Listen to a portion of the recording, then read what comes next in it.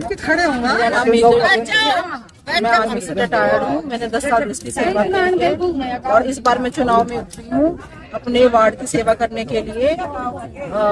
आज हमने हवन से चुनाव की शुरुआत करी है। रमेश जी मेरे हस्बैंड हैं, वो सब भली बात ही जानते हैं। रमेश जी पहले से राजनीति में रह चुके हैं।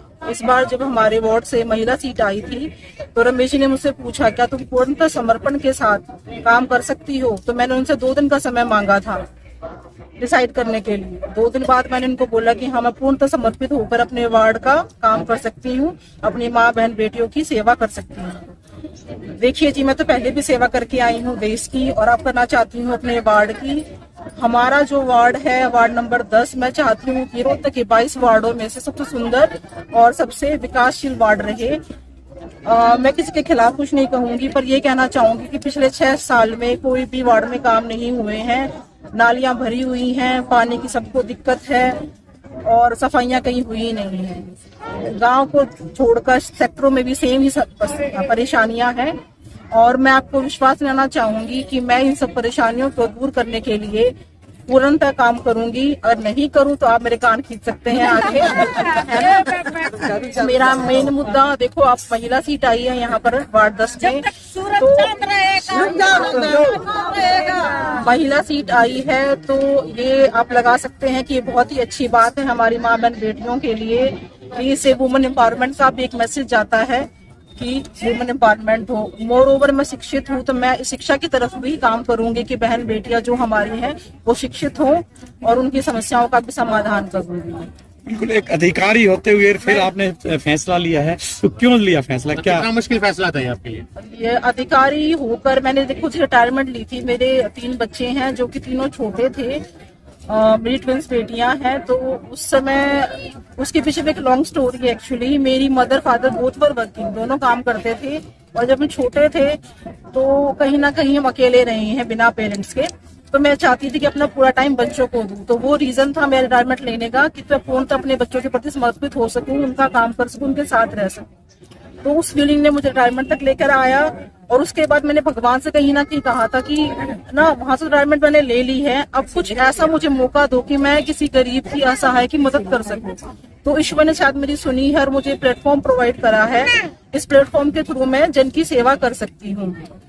मोर ओवर जी देखिए, राजनीतिक चुनाव नहीं है देखा जाए तो ये तो सबसे पहली कड़ी है एमसी का इलेक्शन है ना। राजनीतिक चुनाव होते हैं एमएलए का और एमपी का इलेक्शन। ये इलेक्शन है मूलभूत सुविधाओं का। जब मैं गलियों में निकली मैंने देखा कि पानी की कमी है, नालियां साफ नहीं है, गलियों में सफाई नहीं है, औरतें परेशान है, सफाई करने के लिए कोई आ नहीं रहा है।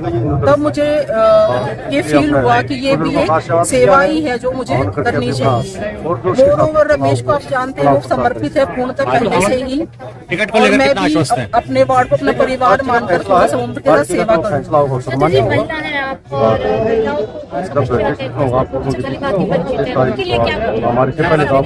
हमारे जब गाँव में गए तो महिलाओं की सबसे पानी नहीं पहुंच रहा है, गलियों का जो लेवल है वो ठीक नहीं है और गली में पीछे तक पानी नहीं जाता। और उनकी दूसरी समस्या देखिए, गलियों में सफाई नहीं है, नालियां भरी हुई हैं। अब सबकी समस्या ये है कि हम खुद गलियों की और नालियों की सफाई कर रहे हैं, सफाई करने के लिए कोई नहीं आ रहा है। एक लेडी को सबसे पहले पानी चाहिए, मेन रिक्वायरमेंट है। सेकंड उनको गलियों और नालियां इससे पहले जो पार्षद रहे हैं क्या वो काम नहीं करा पाए? और इसके अलावा भी बहुत सारी प्रधानमंत्री जी की तरफ से विकास योजनाएं हैं जिनमें हम कॉन्ट्रीब्यूट कर सकते हैं और जनता और का जो है उनको सुविधाएं दिलवा सकते हैं। अच्छा, टिकट के लिए पूर्णतः आश्वस्त है और जीत के लिए भी पूर्णतः आश्वस्त है।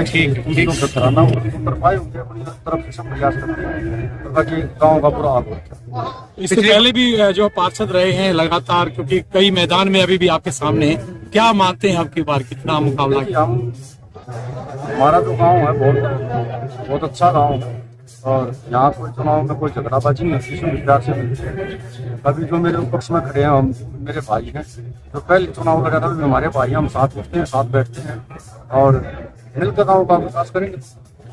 तो मैं जरा देश की सेवा करती है और अभी वार्ड की सेवा पढ़ी लिखी है, ग्रेजुएट है, आर्मी में देश को सिपाही दे 11 साल।